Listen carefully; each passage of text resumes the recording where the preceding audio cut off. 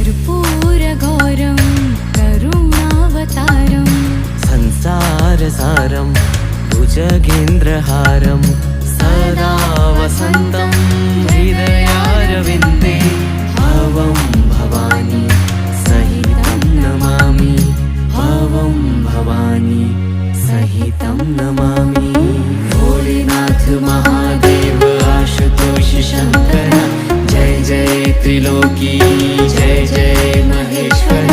Bholenath Mahadev Ashutosh Shankar Jai Jai Triloki Jai Jai Maheshwar.